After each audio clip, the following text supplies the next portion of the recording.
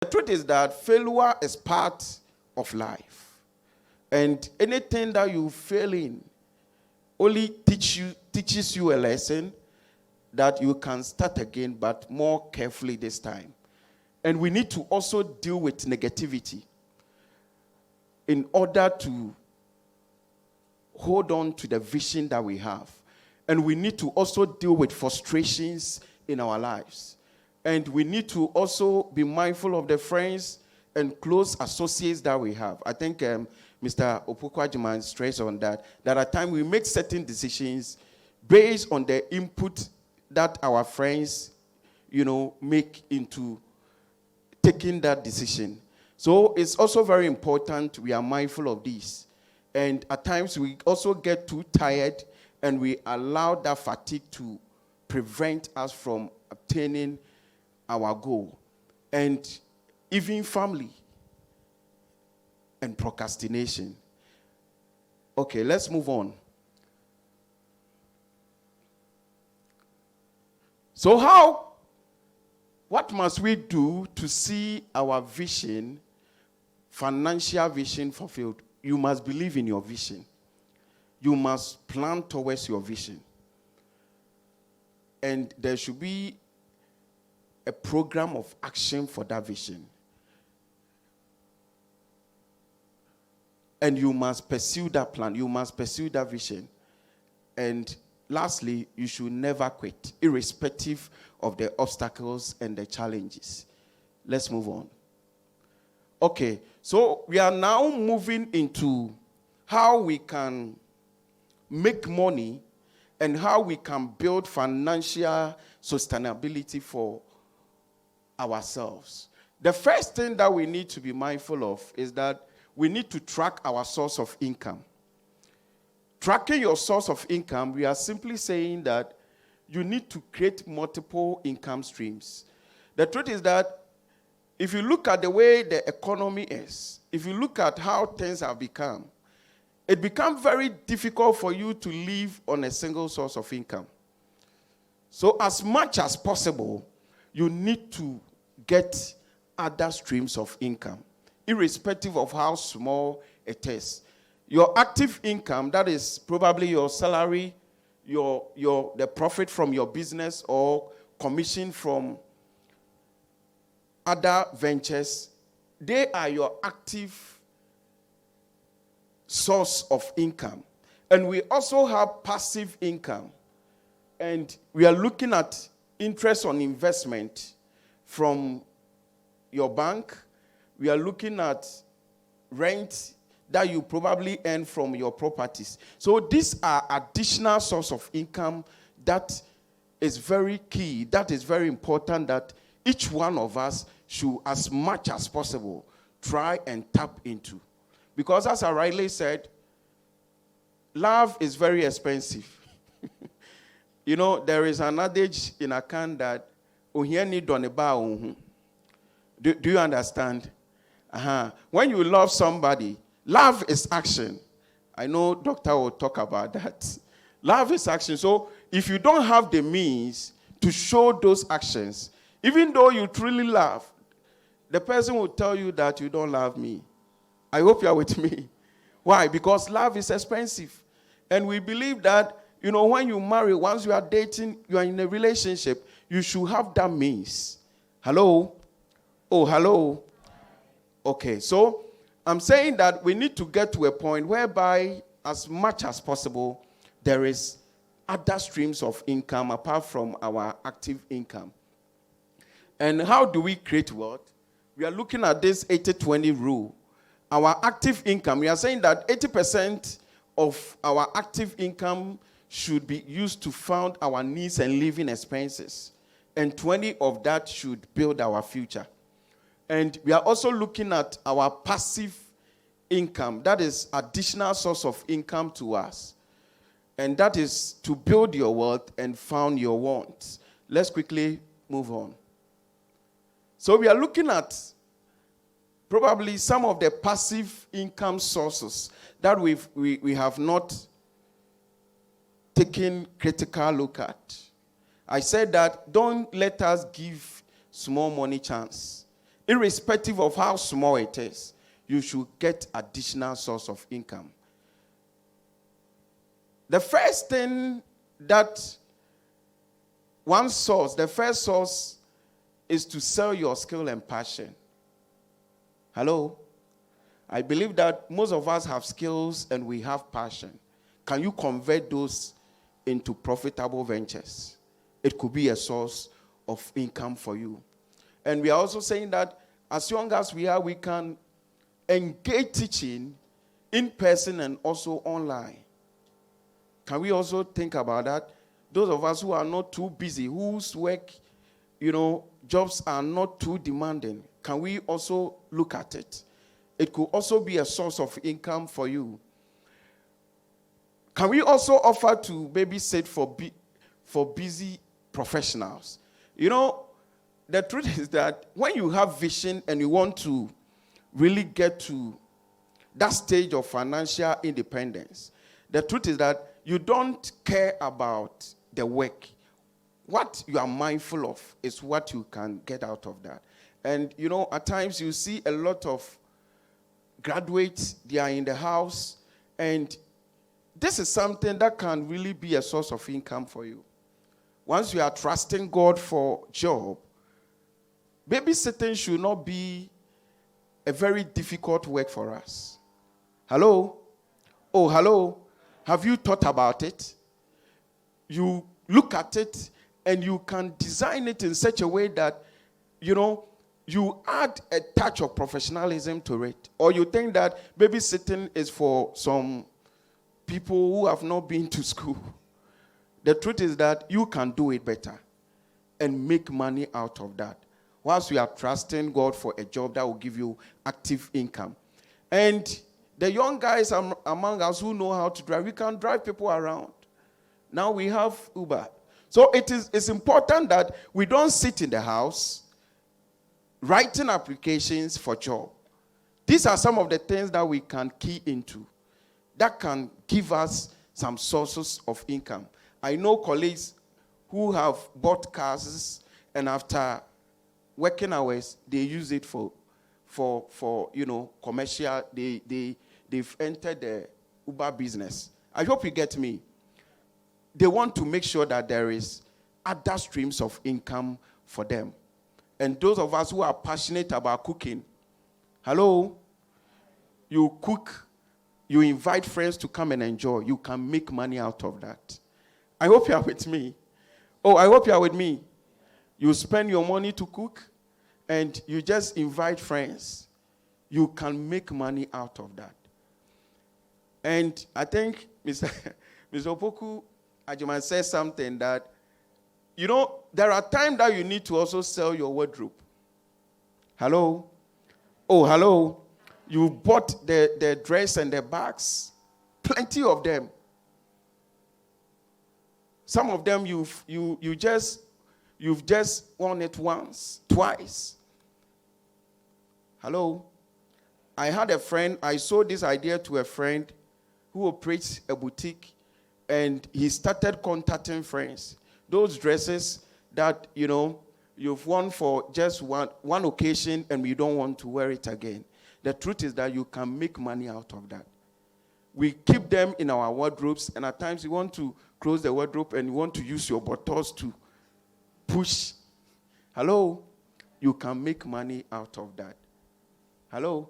So, in fact, I want to suggest, you can suggest to your wife, when after their program, she can equally buy them and resell them. You make money out of that. We are also saying that another source of getting passive income is become part-time mover. I decided to coin it that way so that it will sound nice. At times, I find it very difficult to understand why when we travel outside, there are certain jobs that we yearn to do them. We even struggle to get them. But this part of our world, when you are even given the opportunity, we don't want to do it. It can be a source of income for you. And being a mover, I'm talking about you can decide you join a cleaning agent. I said that this can be a source of income. I hope you are with me. So, getting into financial independence, the second point I want to touch on is that we should have that mentality of creating something with our hands. Hello? Oh, hello. We should have that mentality of an entrepreneur. Hello? Oh, hello. Or all of us want to write applications and sit in the office. We need to quickly develop the mind. We need to have a shift in our minds that we also can form something. And we are saying that you should be a person who seeks a profitable opportunity and take the necessary risks to set up and operate a business. And the entrepreneurship is born out of finding a need and fulfilling that need. And I said that it is absolute mental laziness to think that there is no more business to pioneer or opportunity to exercise. So it means that, if you want to create any job, if you want to make money out of anything, you need to first of all find a need and fulfill that need and make sure that that need is giving you something. So it's also not only fulfilling the need, but satisfying it in a cost-effective and profitable manner. Can we do that? Oh, can we start doing that? Okay. So I decided to bring out an ideal business. Any business that can be a source of income for you, an ideal business should be a combination of these.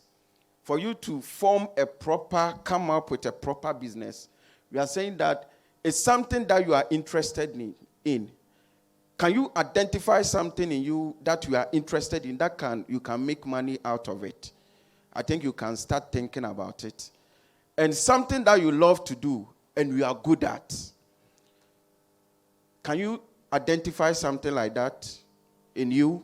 Something that you love to do and you are good at. Something the world or your community or society needs. And something people will be ready to pay for. Hello? So this is an ideal business. If you want anything to give you, any business to give you money, this is it. These are the sources. It could be something that you are interested in doing, something that you love to do, and something that you are good at, something that the society needs, and something that people are ready to pay for. So can your idea satisfy a need in the marketplace?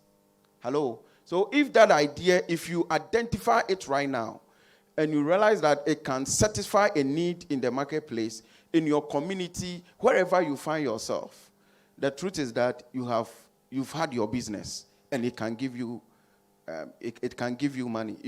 Those days when I was at the university, I remember our floor, I took opportunity.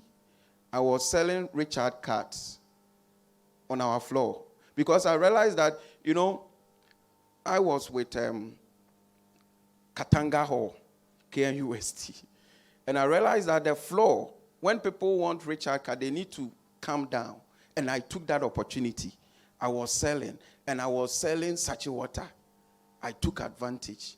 I hope you are with me. Oh, I hope you are with me. And I was making money out of it.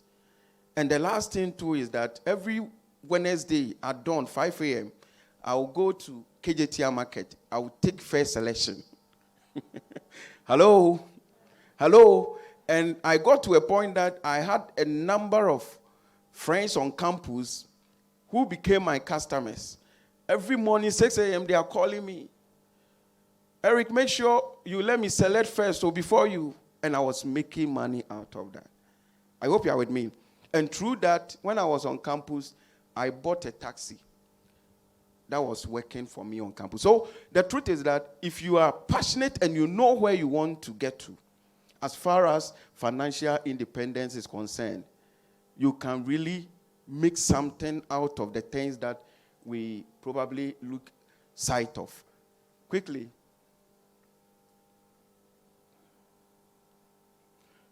Okay, so ideal business. In every successful business, all you have to do is to get the right product or service to the right customers or clients at the right time and the right location for the right price. Hello? So any of us who wants to get a passive income, if you want to develop something, please take me back. If you want to get a passive income, to get to that stage of financial independence, this is it. You should get the right product or service. After getting the right product, you need to get the right customers or those clients that you'll be selling that product or you'll be delivering that service to. And you need to be mindful of the time. And you need to also be mindful of the location. And you need to also be mindful of the price. So when you put all these things together, you form a very successful business. Hello? Are we on the same page? Okay, let's move on. The next point I want to talk about, in your quest to make money and build financial independence, is that as young as we are, you need to stay marketable. Hello? Oh, hello. You know, when I meet young people, I always tell them that marriage is good, but at times it's important that we add value to ourselves, we take our time before we enter into it. Hello? As much as possible, if you get to a point whereby, you know, the truth is that for us, the guys too, now, if we want to also propose to you, we want to also make sure that you have a sustainable source of income. I hope you are with me. I think Mr. Opokwajman said it. You know, you take somebody home, you take a lady home to meet your parents, and they are asking, "Now where the ejuma ben no ye?" I hope you are with me. So it's important that we take our time to add value to ourselves. We should get a sustainable source of income. We need to invest in ourselves. And the guys too, it goes for us. Because if you are able to get to a place of financial stability, the truth is that the ladies will be rushing you. Hello? Hello? Oh, hello? The ladies will just be rushing. You know, at times you not even propose, and they are doing signs. They are showing signs. Why? Because they realize that, Charlie, you have future. You are sustainable. I hope you are with me. Oh, I hope you are with me. That's why it's important that we add value to ourselves and we stay marketable.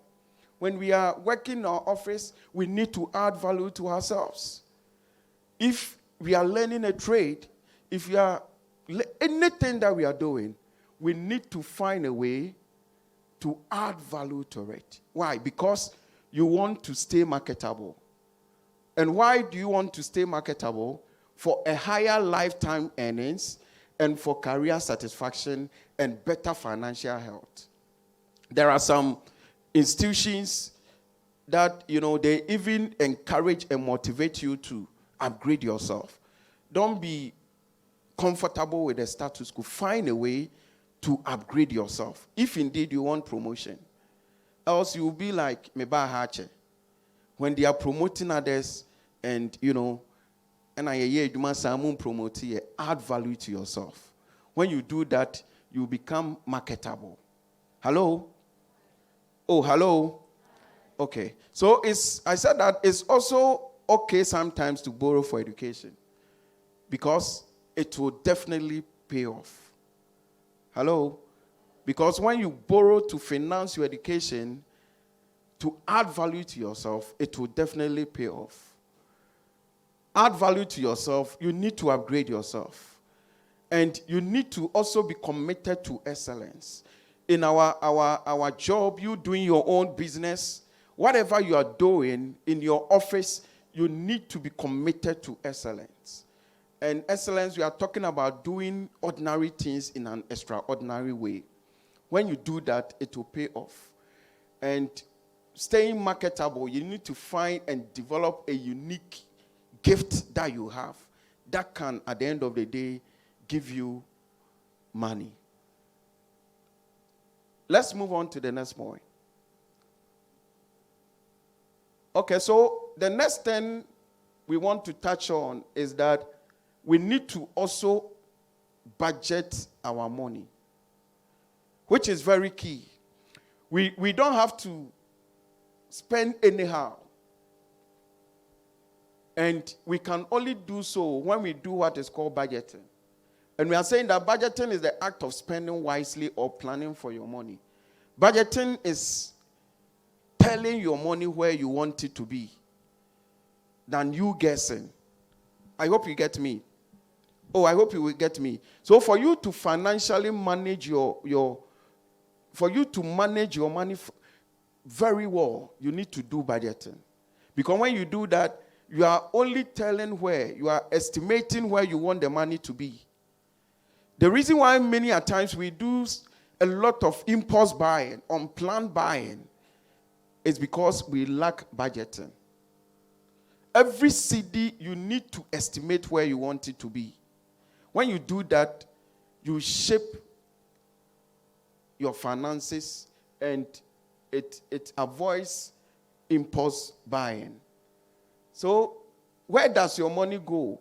Budgeting answers that question for us. And in budgeting, let's get back. For you to budget very well, you need to track your daily expenses. You need to track your daily expenses. Let's move on. And why do we need to budget? It helps you to live within your financial means and meet expenses. Hello? Oh, hello. So the reason why at times we get so much stress up is because you are not living within your means. Why? Because you want to get certain things that your income cannot give you. I hope you are with me. So when you do proper budgeting, it helps you to live within your means. Because you know you are just estimating where you want every CD to go to. And budgeting also helps you to track spending versus savings to accomplish long and short-term needs. And budgeting offers peace of mind. And worry is a waste of resources. I hope you are with me. So you need to, for you to have peace of mind, as far as your finances are concerned, you need to enter into budgeting. And we need to also budget because it encourages savings. If you don't budget, the truth is that there is no way that you can save. And with budgeting, we are able to identify wasteful spending, and we are able to accomplish our financial goals. Okay. Let's move on. So we are looking at steps in establishing a spending plan. Determine your monthly net income. Calculate your monthly expenses. Subtract your regular expenses from your income. This is very simple. Let's move on. And one thing that also helps us in our budgeting is your ability to determine needs and wants. And needs, we are looking at items that you must have for basic survival. And wants, we are looking at desire, but things that you can live without. Let's move on. So we are looking at the things that we must have and want. So needs, things, items required for your survival, items required to make a living, like food, clothing, shelter, transportation, insurance. I believe that one of the areas that we probably lose sight of is insurance. Insurance is very good. That we need to also, growing up, we need to have our eyes on. Because when you do insurance, the truth is that you shift your liability to someone. I hope you are with me.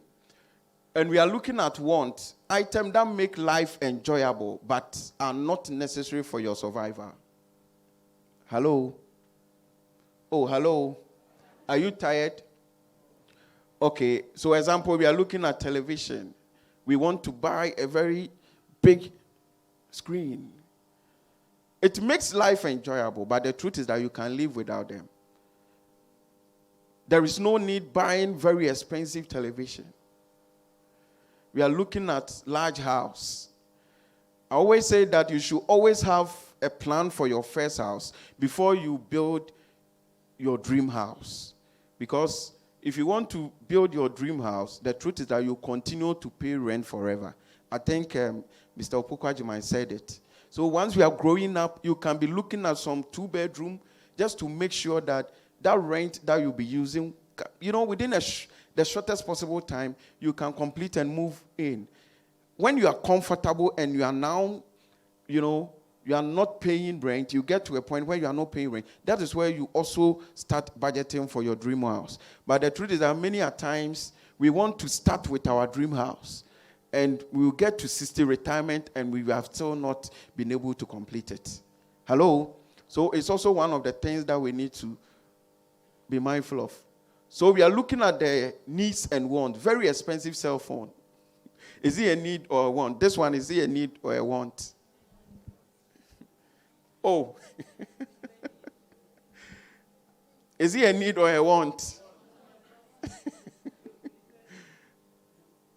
Okay, some people are saying it's a need, some are saying want. Okay, so this one, is it a need or a want? Okay. So when we are able to understand this, it helps us in estimating where we want our monies to get to. And we have this 50-30-20 rule that will guide us as far as our budget thing is concerned. Let's move on. Okay, so another thing that helps us to get to that financial independence is developing savings habit. And we have these proverbs that says, money saved is the money earned. So we have to save our money, which increases our income. The money that you save is a money that you earn. It's not only how much money you make, it's how much you keep or save. The truth is that as cash flow comes in, you have to be watchful not to spend it as faster than you make it. Hello? Oh, hello? So you look at the pace that you receive, that money comes into your hands. The truth is that if you are always spending faster than how you make income, the truth is that you'll be in a very serious trouble. Hello? Oh, hello? And we need to also track and control our finances. Everybody in the world wants to earn and enjoy good money, but most of the people may not know how to save money for the future. And I want to propose that we should always try to save 20% or more of our earnings. First, Okay, so savings, we are saying that when we basically talk about savings means to forgo expenditure today. The truth is that the money that you are saving today, you may probably have a need for it, but you want to forgo that expenditure today so that you have something to spend in the future. And it's making provision for tomorrow. So anytime that you are saving that 20%, all that you are saying to yourself is that you are making provision for your tomorrow. Let's move on. And these are the needs for as far as your savings is concerned. We have long-term needs, and we are looking at savings towards long-term needs or projects. You want to build your dream house, you need to save towards it. And you need to also save towards unexpected or emergency needs. Probably you are a salary worker. But what happens right now if you lose your job? It can happen. What happens now when we are probably struck with some sicknesses, strange sicknesses, that you cannot even work again? What happens? God forbid, if you are involved in a serious accident that makes you incapacitated, what happens? So these are some of the things that should always prick our mind, that should motivate us to save unexpected and emergency needs. And we have savings for future payment. Why should we save? We are saying that when you save, it could be a startup capital for a small-scale business or for future use. You know, many a time the truth is that I work in a bank, but I don't like loans. That is the truth. You know, so at times you ask somebody, Charlie, why are you not doing anything? You tell you, Charlie, no money. But the truth is that when you start savings now, it can be a source of capital when you want to start that business that you want to do. I hope you get me. Every businessman, every businesswoman wants to get a loan. But the truth is that the financial houses, we don't support startup businesses. And probably another time you understand why. We want to see you start that business before we come in to help. That's why it's important that we start savings, because it could be a source of capital for that business you want to start. And when any time that you also save, you accrued in a form of interest from the bank. And there are times that your savings can also be used as a security for a loan you want to take from a bank. It could be a source of guarantee for a loan you want to secure from the bank. And any time that you save, the truth is that you are building cash reserve with respect to the needs that we spoke about. And when you save, you protect your life and health. Hello? You save to start wealth generation. Savings is an expensive. It's an expense. It is an expense to buy your future.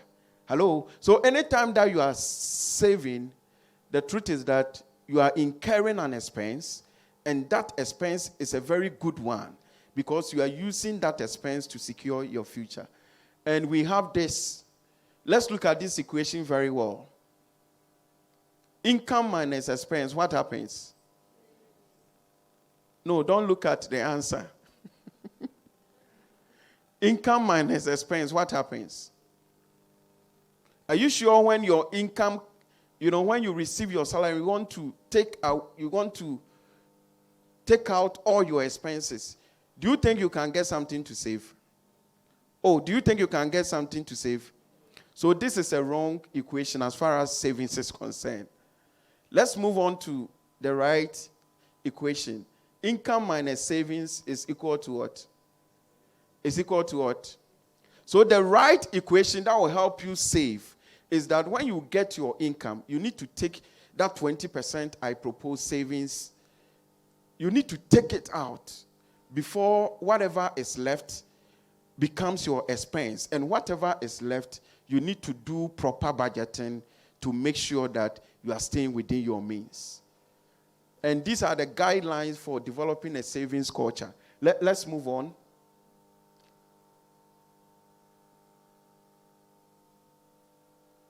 And one of the guidelines I want us to look at is that we have to practice what is called cash management. There are times, especially the young guys, we want to withdraw a lot of money and we put in our purse. So when we are buying something, we will take the purse out. And, when some ladies are around, they will say, Charlie, the guy has dough. The truth is that immediately you withdraw the money, there is a high tendency that you will spend. So we need to practice cash management. That's why it's important that we are leveraging on this electronic product from the banks just to make sure that at least we limit our expenses. And now another way that, that is making us spend so much is that we link our Momo to our account. the least thing we want to wire from the account to the wallet. Hello? Hello? So it's not how much you save, it's when you start, and you start now. And let me quickly run out by saying that, let me look at the last slides and, no, take me back. And one thing that we need to do, if indeed we want to make more money and also attain financial independence, is that we need to eradicate, please take me to eradicate and plan, work yourself, sure. You need to eradicate and plan debt. The truth is that we need to, as a matter of fact, work ourselves out of debt. If you are here and you are found of borrowing loans, you are borrowing money from the bank, from any other source, the truth is that it's not a very good habit. Hello? Be deliberate about working yourself out of debt. Hello? Let's move on quickly. And we are saying that, still on that line. Okay. Let's take notice of this. Borrow money for investment, never to finance personal lifestyle. Hello? Hello? And many a times, as young as we are, at times we get jobs, and all what we are thinking about is to get money to buy a car. At times you sit in the office, and fresh graduate, you get a job, and instead of you probably taking the money to start some business, to start making a lot of money, profit, what we'll be thinking about is to finance that lifestyle. You want to buy a car. But we are saying that we should never borrow money we should never borrow to finance personal lifestyle. What we need to do is that we need to borrow for investment, because that one will give us returns.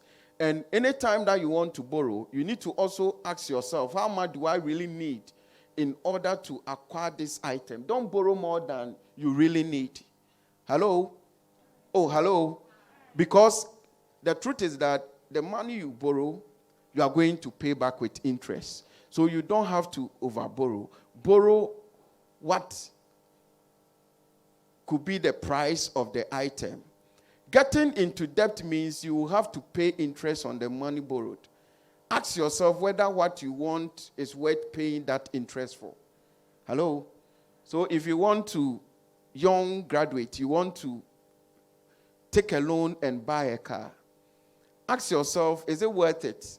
You are paying interest on it. And when you borrow, you need to also negotiate your rate. The interest rate, you need to negotiate it. And you need to also be mindful of your income, whether it's enough to pay your monthly installment and you still have enough left to live on. This is a very important question that you need to ask yourself.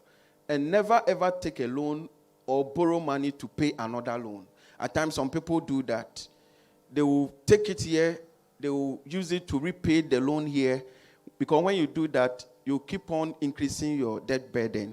And if I should get sick and I'm not able to go to work, do I have enough provision to ensure the debt is still taken care of? So these are some of the things that we need to be mindful of. And this is good debt and bad debt, things that we really have to borrow, money for. Quickly, take me to the last slides. Okay, so if it's to be, it is up to you and me. If we can go and implement and execute all these things, it depends on you and I. Thank you very much. Thank you so much, Mr. Eric. Please put your hands together for him as he takes his seat. Put your hands together for him.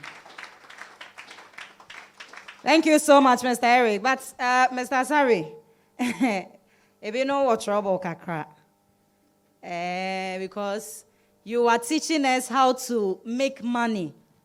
We were expecting to hear something like betting, but Yanzishe. And see, yeah, no when problem, kakra. Please, is there any question? Any question? Okay. Please, the microphone. Yeah.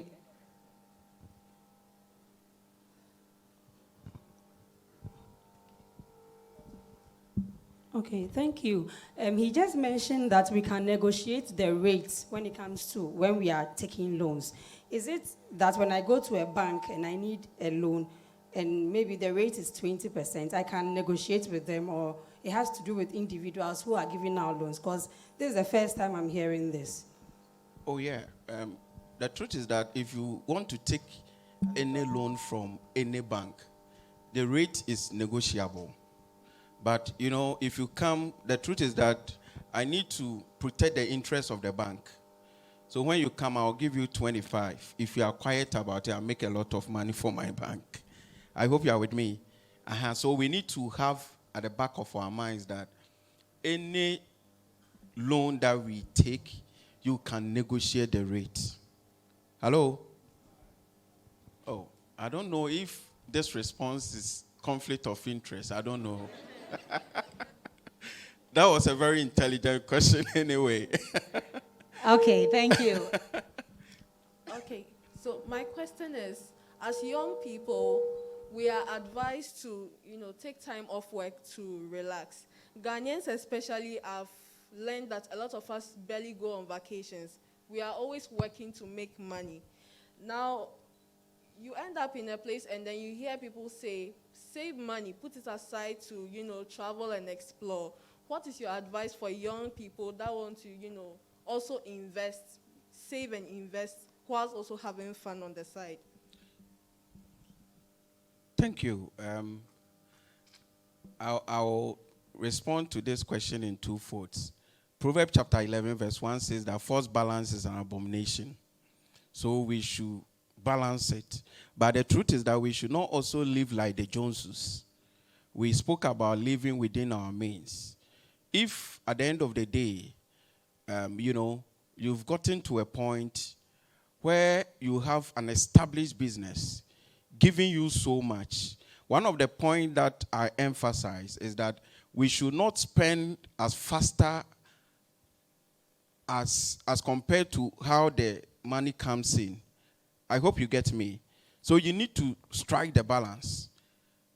Your income, you probably have one stream. There is no other sources. But you still want to go for vacation. Is it a prudent decision?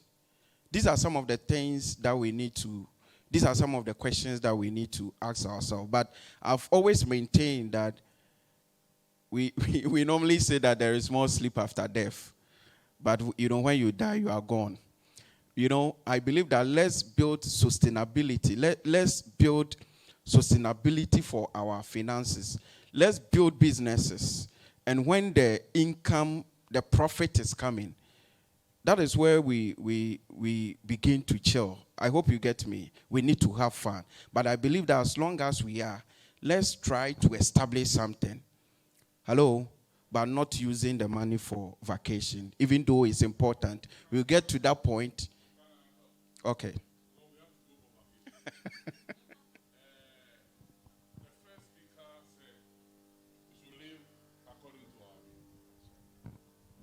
And we shouldn't also copy others. If we say vacation, what are we talking about? If you live here and go all the way to Kakum, which is very close here, how much will it cost you to go to Kakum, walk on the ropes, come back healthy, and the next week you are healthier in the office? It's also a vacation. Yeah. Unless you are thinking about vacation as in the one who buy the $3 million car. Sure. When you cannot go to that vacation. So vacation is also what Really? Mr. Opoku, Dr. Opoku Hajiman said, that plan it according to what you want to do. Exactly. Go and visit your parents. It's a vacation. Go to the village. It's Thank a you. vacation. Thank you. Thank you very much, sir. I hope you are having fun. Please, is there any question? Any further question? Okay.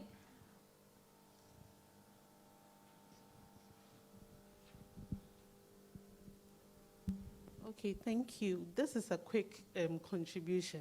Okay. I have taken a loan once.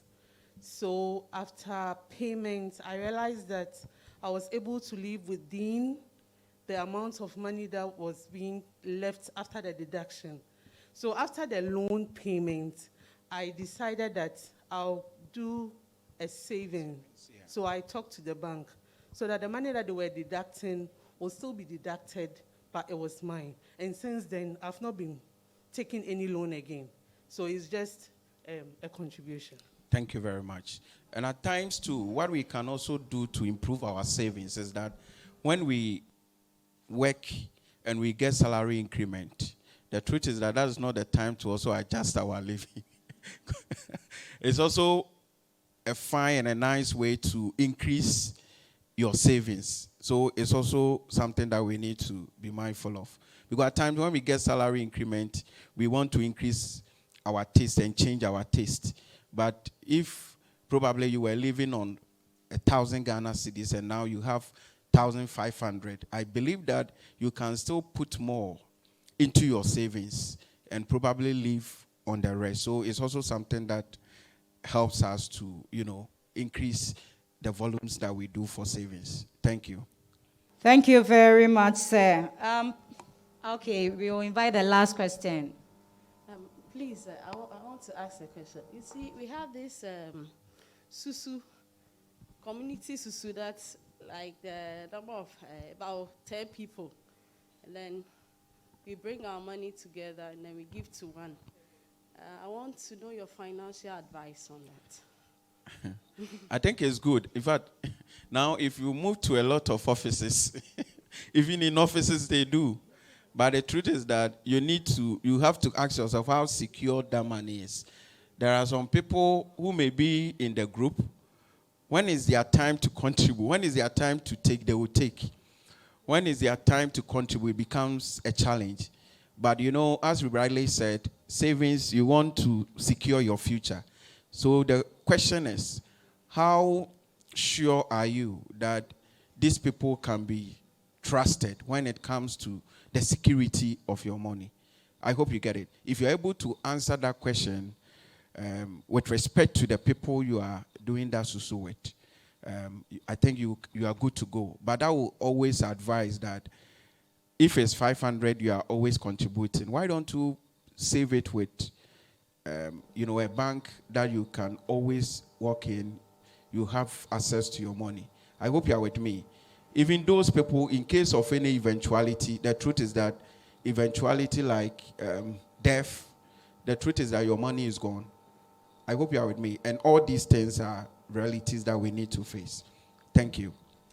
Thank you very much, sir. Please, let's put our hands together once again for Mr. Eric Asare.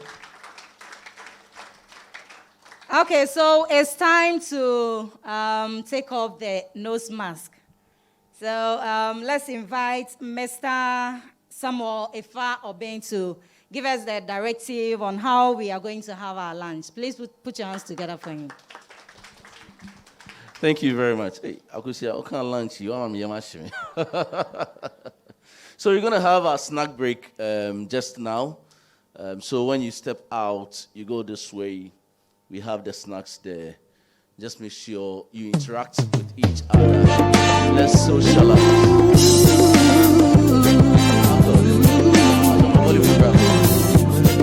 Thank you very much.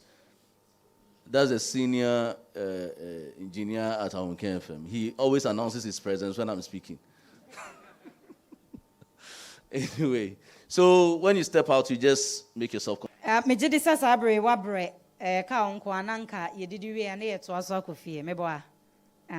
But there is also a lot more to learn. Third presentation. Kindly put your hands together for Dr. Mrs. Alberta Bonzi Simpson. She is the senior lecturer and a vice dean, UPSA. Please put your hands together for her. She is coming to give us our third presentation. Thank you, madam. Thank you. I'm excited to be here this afternoon. As a researcher, I have to do a social demographic. How many of us are married? Can I see the men? Just the men. Can I see the women? How many of us are Christians?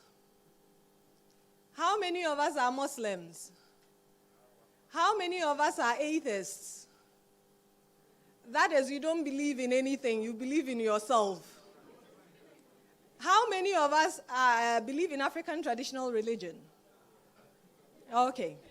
So I just wanted to know my audience so that I will know exactly where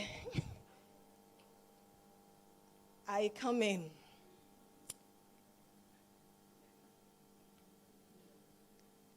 Thank you to the She Conference for inviting me.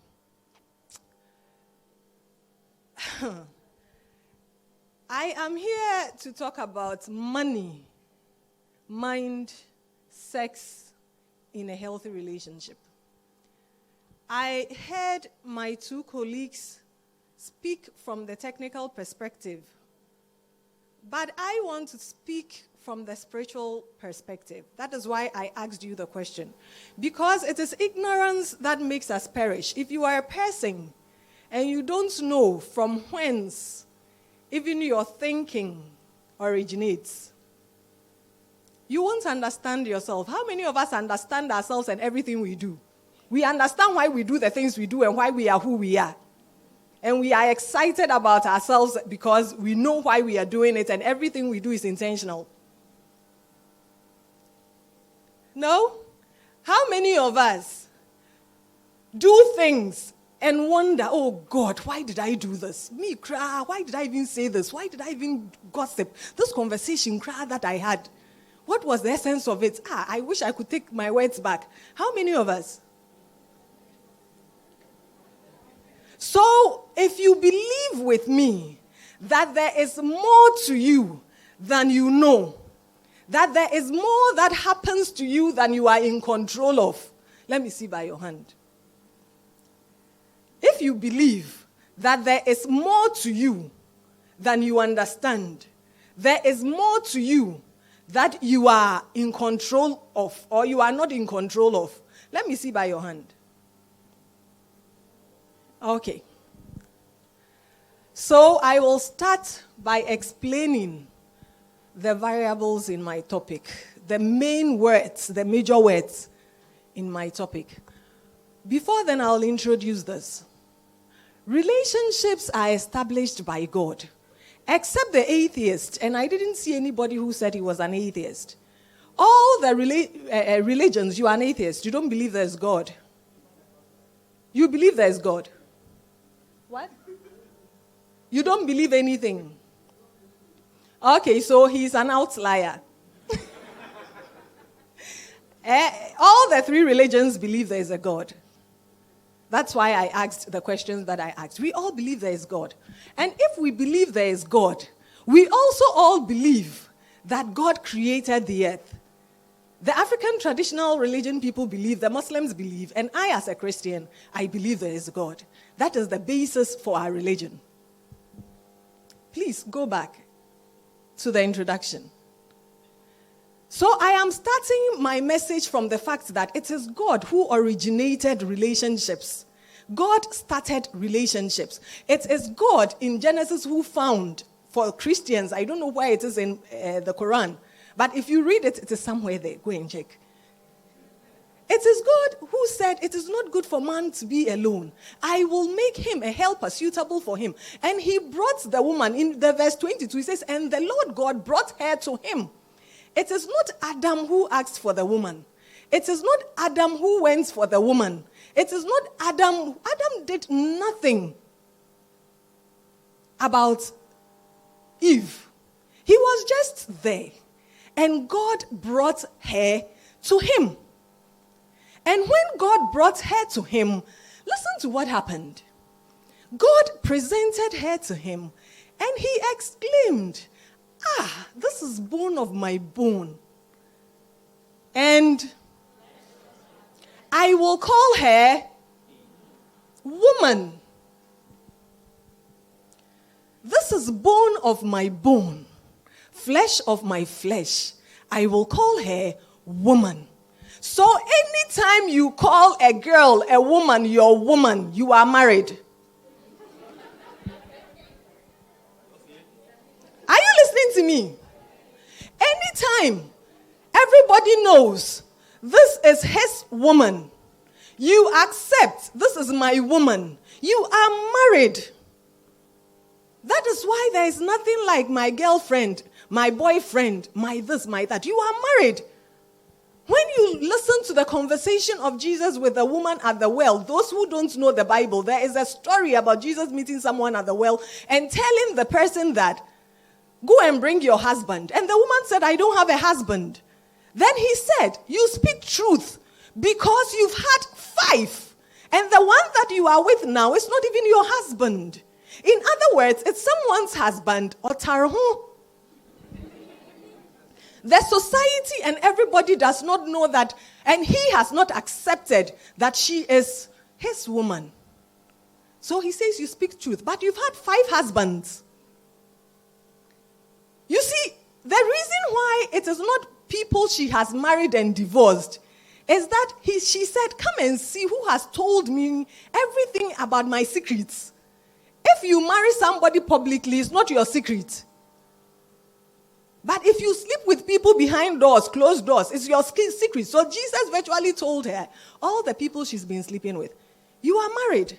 So relationships, some of us think that it is only when you go, you see, we have disgraced the altar, where you go and do the Amaria and go and put the veil and go and do the holy matrimony and go and remove the veil. You've seen everything behind the veil. Master, remove that thing. And now you are now coming to do styles. And you are now coming to do, fold the bed, come, stand back, fold the bed. No. You've seen it. Just say, so for one poyi. You've seen it already. You are married. You are married. And a lot of us are already married. So we don't have husbands, but we are married. And that is why sometimes you can't even find one. Because you belong to somebody. And if that person, depending on the spirit that lives in that person, it will be difficult for you to find some other person. Because in the spiritual realm, that person is your husband. That person is your husband. And God instituted this relationship for a particular purpose. And it is something that everybody must understand. If you don't understand, you miss the goal. And that is why LGBTQVR cannot stand in the spiritual sense of it. He says that I will make him a helper suitable for him. I will make him a companion commensurate to him. In that sentence, there are 3 hymns. So without him, there wouldn't have been any hair. Hair was created only in reference to him. To do what? To be his helper. Ejuma onya wazan eya ebre. So for those of us here who are married, if you are a woman and you are playing the superintendent's role in your house, you are playing the headmistress role in your house, you are playing the chief disciplinarian role, you are playing the investigative role in your house, that's not your work. That's why you are tired. Onya we ejuma. Why now, friend? Why now? I always tell people that my husband, he puts his phone down. 30 minutes, he have 200 missed calls. So me, standing here, I want to know who every one of them is. Hey, namon badama.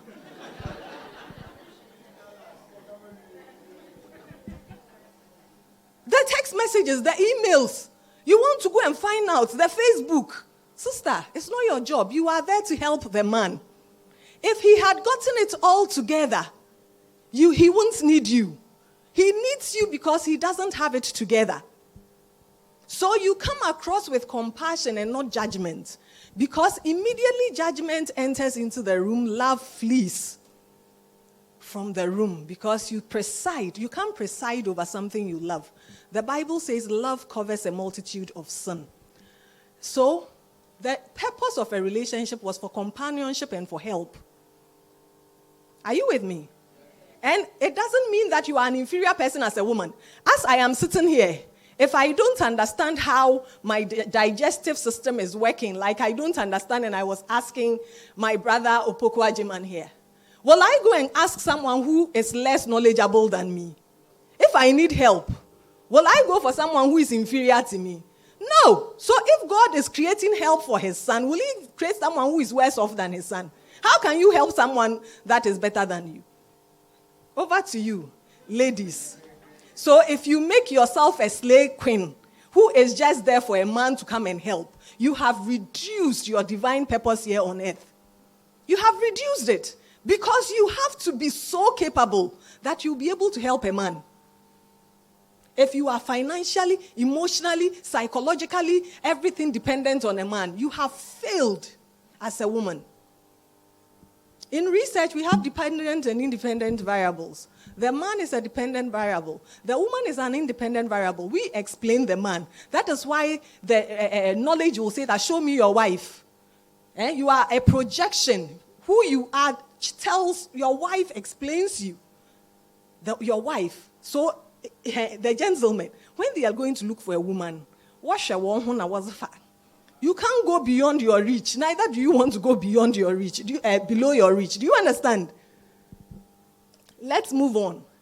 And this is only a preamble. I want us to understand something. I'm building something and I want to build it on a foundation. And the foundation I am building it on is God created a woman. And he created a woman to be man's helper. So if a man, you go for a man as a husband, he is as confused as you. He is as helpless as you. So you will not get any help from him. As simple as that. Which man is coming to wash your boxes and clean your home and take care of your children? Whilst you are being a man. All of you have been created in the image of God to project a certain image. And it is internal. That's why you can't go and marry a man. And if you are a woman, and you go and marry a woman, you are being wasteful because there are people there who need your help. You are giving it to someone who doesn't need your help. This is my simple conceptualization of this whole gay thing. It is just to disrupt the structure of how God has planned the society. Now, my brother Opoku Ajiman has spoken to us about how our mind works. I want to go beyond what he said. If we all belong to these three religions and the outlier, we all know that, but even that, he will agree with me. Because he will know that every man is made of three parts. Your spirit, your soul, and your body. Who doesn't agree with me? Your spirit, your body, your soul, and your body. Now let me explain your spirit. Everybody is born with a spirit. The traditionalists, they will say, Eja Yesunsum. In other words, you get your spirit from your father. Your father gives you your spirit. Have you asked why it is so? The egg is stationary, but the sperm already has life. It is swimming, it is walking. The egg is stationary.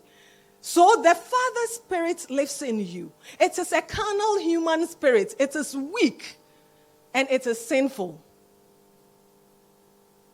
Our default drive as human beings is to be sinful. That is why, nobody teaches a child God. In other words, children grow up. You put a child in an environment where there's no religion.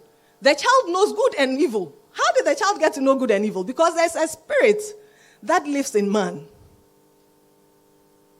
Then there is the Holy Spirit and the evil spirit. And that is what in Christianity we call spiritual warfare. Every time anybody is born into this world, there is a warfare over your spirit. The evil spirit and the Holy Spirit, which will take over your spirit. Are you listening to me? Sun Sun Fi. It is in our traditions. Sun Sun Fi.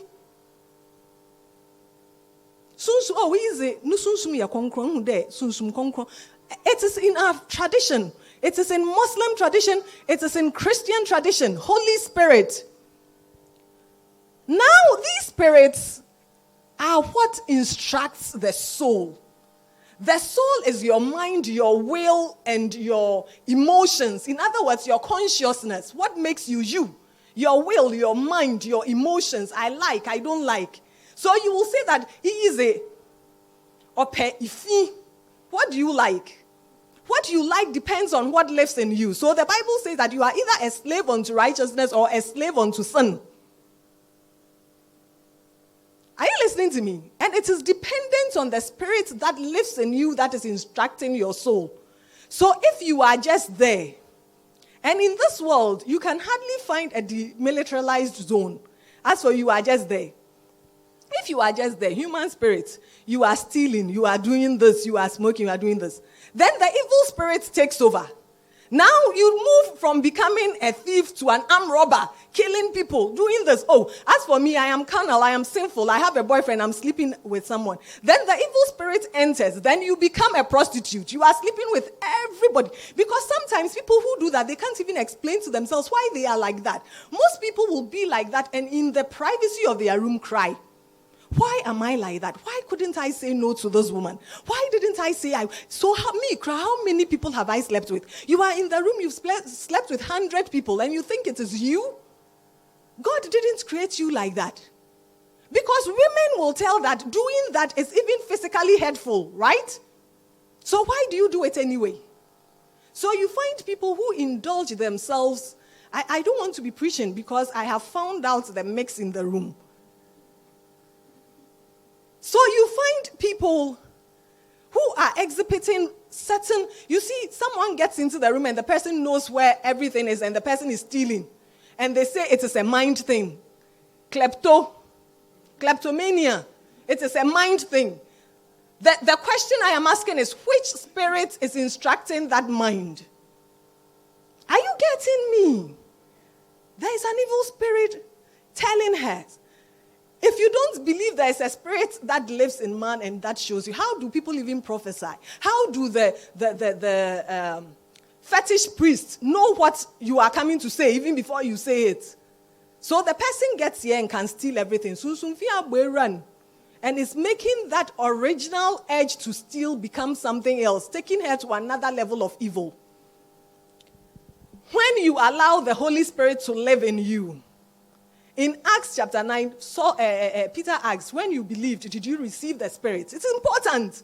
And a lot of Christians are toothless, powerful Christians because they don't have the Spirit of Christ living in them. They don't have the Holy Spirit living in them. The human spirit is still ruling, but by their thinking, they think that they have believed something. They have not, because it's not supposed to be by might nor by power, but by the Spirit. Are you listening to me? So you ask yourself, the things that I do, mepe, and it's not the things you do for people to clap for you. It is the things you want to do in your privacy. That is what I'm talking about. Someone was talking about cleaning the environment and was passionate about it. That person doesn't want the environment to be cleaned. Haven't you seen people like that?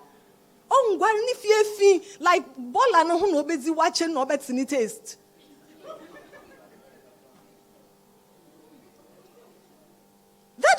So there is some kind of spirit that is informing the behavior of that person. Now the body is only an outlet that we express the instructions that we have gotten, our soul has gotten from the soul, from the spirit. The body is only an object through which we express the instructions that the soul has gotten from the spirit.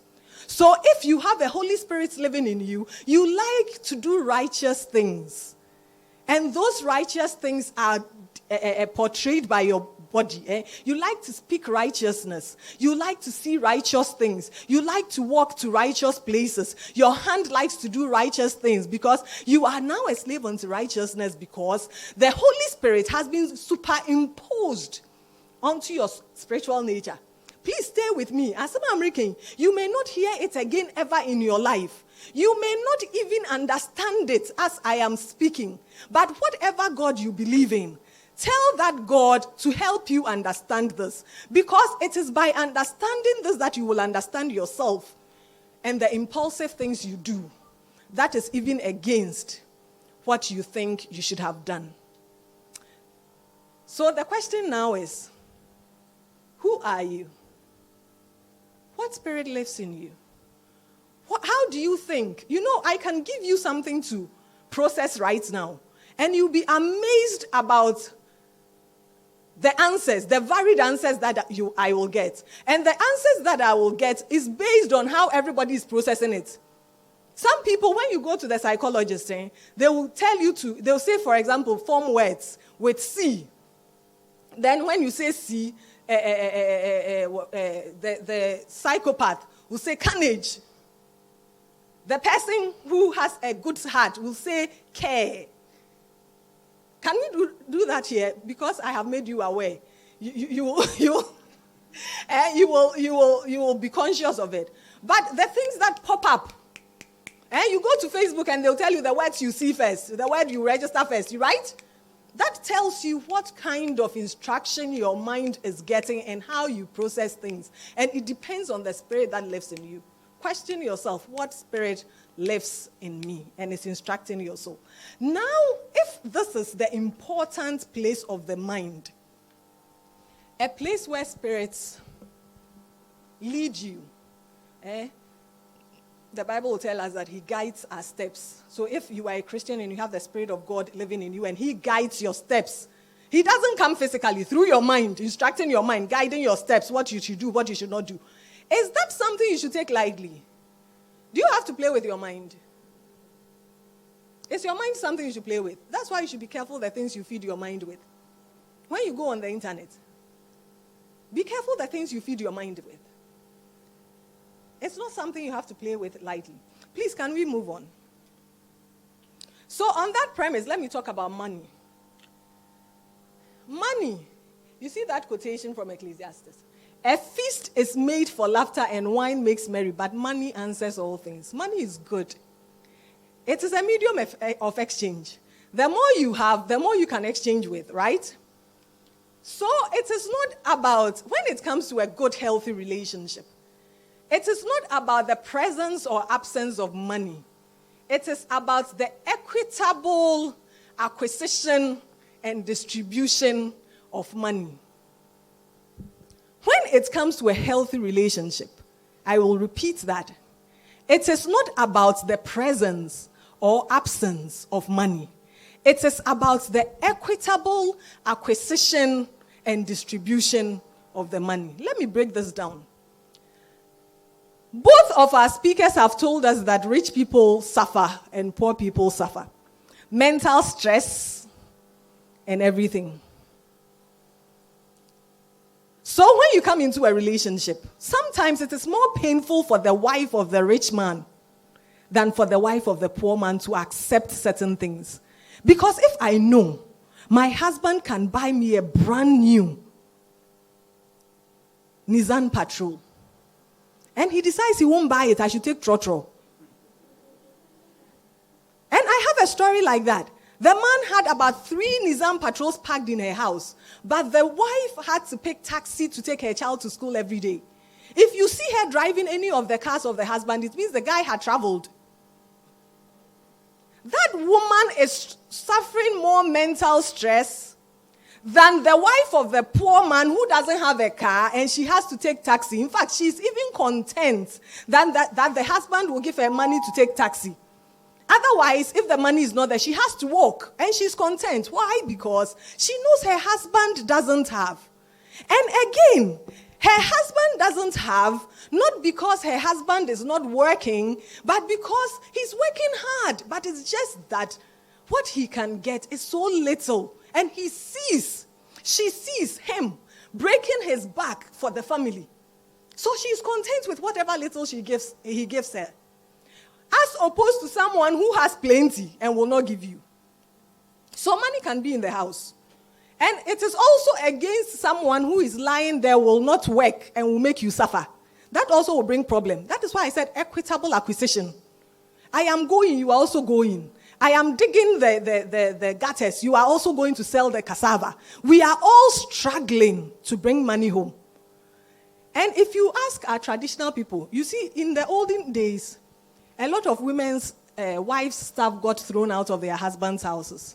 Because when people think that you are not being equitable in financial things in the home. They think they have superior power over you. Like my brother also said, that he thinks he's bringing the money. So he will tell you he wants fufu at 5 a.m. He's paying the money and all of that. That is also a problem, isn't it?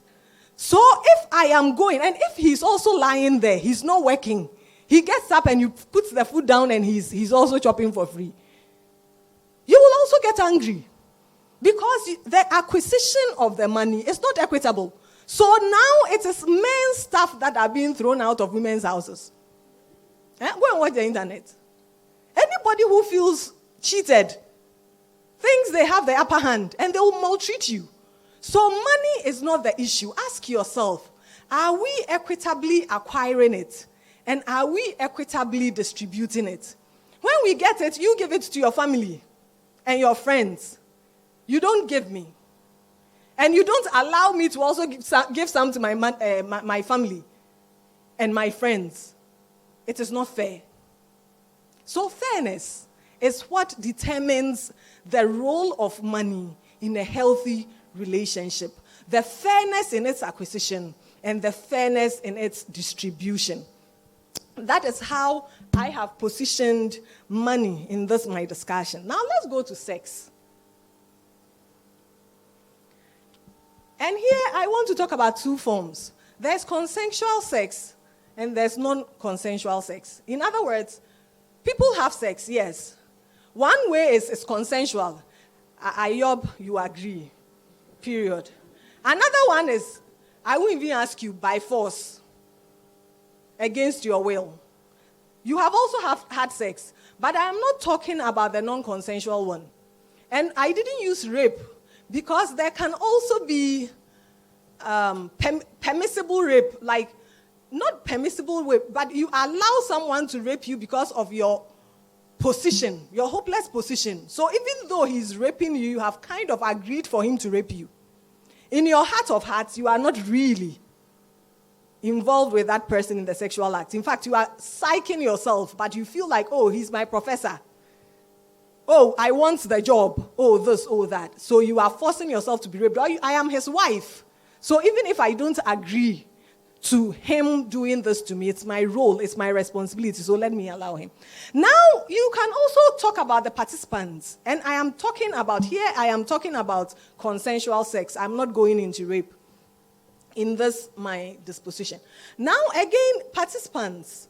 Man, woman, same sex, man, girl, or woman. And also human beings and beasts.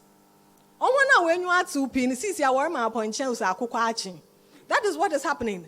Because if human beings are now having sexual relationships with animals, and please don't think it's far-fetched from Ghana. I listened to some radio program and people were saying things. And I'm like, is this in Ghana? People are doing things. So the question then is, which one am I talking about? Please, I'm talking about man and woman. I'm limiting myself as to what it is that I am going to talk about. Now, when we talk about sex, your sexual orientation is dependent on your mindset, which includes your self-perception. Your sexual orientation. As for me, I'm a sexual person.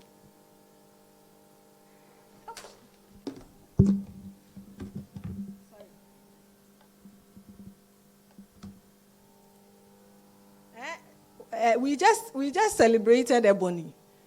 She branded herself the bad girl. She's sexual. I like it. I like to have sex. I like to touch people. She says she's a sexual person. Self-orientation. As for me, I don't really care. We saw those. Please, permit me if I am a bit. I use words that are not too. I don't know how to talk about sex without mentioning sex. Neither do I know. So, pardon me. It's just that the job I have to do requires that. We just saw some secondary school. I don't know how many of us saw that in Facebook. Some secondary school girls put a camera in front of them, a phone camera. Self-perception. So far as that person is concerned, What is it? It's nothing. So total disregard for the body. You don't care. So the people you have sex with, why you have sex, whom you have sex, when you have sex, and where you have sex, it dependent on your mindset and your self-perception. Some people, they can have sex in the bush. They can have in somebody's car. They can just go to somebody's office. Baby,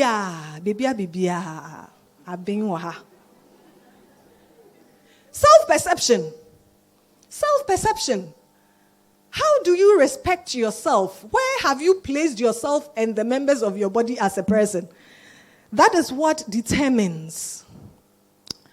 So it's not really about you had sex. The most important part of this for your mind is who you are having it with. That is how your mind will process it. Who you are having it with. Why you are having it with the person. Where you are having it with. And when. Is it time for me to do this? Whether you like it or not, you go through that mental process every time you want to have sex. Who am I having it with? Where am I having it? Why am I having it? When should I have it? Is it the right time? Is it not the right time? You go through that process. So you engage your mind in that process. And if sex plays so much importance on your mind, why will you treat it as a trivial thing? Unless you understand? Unless you have killed your consciousness, your conscience, there's nothing there. So you are just an empty vessel, being like a puppet that a certain spirit is just using. You don't have any control whatsoever. Now let's move on. Everybody in this world has a motivation why they have sex.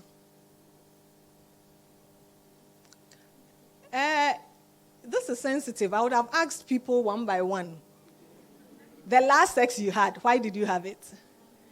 But I won't get responses. They will laugh as if they haven't done it before. Should we try? Okay, so manager. You are married, so I can safely, Consuela, forgive me. The last sex you had, why did you have it? Don't tell me who you had it with, just why. Madam, you said we will laugh, so I'm laughing. Okay. So, I have tried to write down all the reasons that could come to my mind why people would have sex. If I have omitted something, please, in the contributions part, help me update my notes. And the first one is transactional, for money. As for me, that's what I do. I want to have sex for money. So even if you are her husband and you don't give her money before or after sex, it won't happen. And there are some wives like that. I can see you shaking your... because it's transactional. There is nothing about you that fancies the woman. She's married with you. So her compensation is the money you give her. And sign a check and see.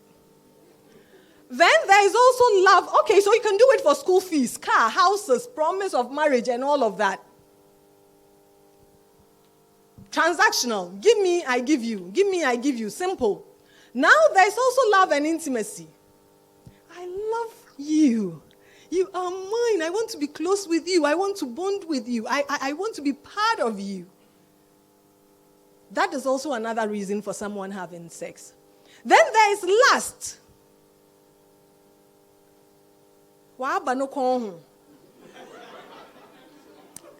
Todo release. Nothing more, nothing less. And this is more with men than women. Some women are also like that. And so it has no reason. You know, that senseless one. Lust, libido. Some chemicals are hitting things in their brains and their bodies, and the person is just having fun. And that time, the person is not really thinking, who am I having it, where, whatever. Your emotions doesn't matter to the person. How you feel about what he's doing to you doesn't matter to you. And most of this happens even in non-consensual sex most often, because he doesn't care about your feelings. and what he's doing with you or what she's doing with you. Some women are like that, some men are like that. Then there's also hopelessness or lack of choice. This is the person who takes care of me. He pays my school fees, he does that. What should I do? I live in his house. I've lost my mother, I've lost my father. I live in his house. If I say no and he puts me out, what will I do? This is the man and the woman I have married. If I don't have sex and he divorces me, what will I do? I don't like it, but what will I do? Hopelessness, lack of choice. It's also another reason. Then there is also gratitude. I owe this person, I have to pay that person in one way or the other. So I am paying that person with sex. You don't really like it, you don't really want to, but you feel like you owe that person something and you have to pay that person. Now there's sense of duty. It is my job. It is my job. And most of that happens in marriages. A lot of marriages, there is only sex as part of your job. And it happens with the men a lot, especially when they are cheating. They have side chicks around who satisfy what they want, but in their minds, they have to service their wives. And I will tell you why that is dangerous. I'm coming. You wait for me. So, you see, a sense of duty. Oh, I'm just going to service the person. So you don't care what you do, how you do it. You've done your job. She can't go and stand anywhere and say that I didn't do that. He can't go and stand anywhere. And you see, the men nowadays think that they are the only smart ones. Now the ladies that are coming, me, I'm even afraid. In fact, when you go, they don't even want you to come because they will stay longer. So when she comes, she's only coming to service you so that you can't go and stand anywhere and say that even my wife, she doesn't allow me. She will allow you. Are you listening to me, the men? Those days when you had the upper hand, now the women who have come, they don't have the training that some of us had. They don't have the self-control, or let me say they are more emancipated. It's a nicer way to say. They are more emancipated. They have more self-awareness. And they don't care. They don't care because they are emancipated financially and everything. It is not your house. They know how to rent their houses. In fact, they will take the house from you. Now there is also to broker peace, diplomacy. Then you choose sex as the appeasing strategy. As for this one dear, I have used all the money in the house for betting. Soccer bet. Now I don't have money, but I have to eat. So what do? You use sex to broker peace, diplomacy. Then there is also to comfort. We see that in the Bible sometimes. And Isaac, when the mother died, then someone comforted him. You see, so sometimes something happens to you. Then sex becomes a comforting tool. Your mother died. You want to go to your girlfriend's house, your boyfriend's house. And part of the comforting involves sex. Now there is also to facilitate forgiveness and to cover iniquity. I watched a certain movie. And the man said his wife has no idea that he's been cheating on her. Because he intentionally made love with her as if she's the only woman on earth. You understand? Why are strategic? Whilst he's spending all the money or making some serious errors, or while she's spending all the money or making some, how many times do you realize that women will want to take the car or take some money or buy some expensive thing and they will use sex to facilitate forgiveness? They've spent your money. You've given them the card, the ATM card. They've spent it. And before they tell you the money is finished, they will appease you. Then they will tell, there's nothing you can say. There's nothing you can say. So for forgiveness, please, I hope there is no one here who is below 18. Okay. The young ones who are sitting there, they know more than those of us here. You see them, those people who know it, their face is straight. In their minds, they are like, this woman, why is she saying all those things? Okay. So my question is, I'm talking about the mind, sex, and a healthy relationship. What is your motivation for having sex? I won't ask you to give me the answer. For all of us here, those of us here who are sexually active, ask yourself, the last sex that I had, what was my motivation? Why did I do it? Why did I choose the one I did it with? Why did I choose when I did it? Ask yourself, because until you understand these things, everything becomes just perfunctory, things that you just do without any thought, without any control. Or is it that the end justifies the means? I want something. I can only give what I have. If that is your thought, ask yourself, what spirit is instructing my soul? Because if you have a Holy Spirit that is instructing your soul, that won't be your position. That will not be your position. Now, let me move. How does this affect your mind? We've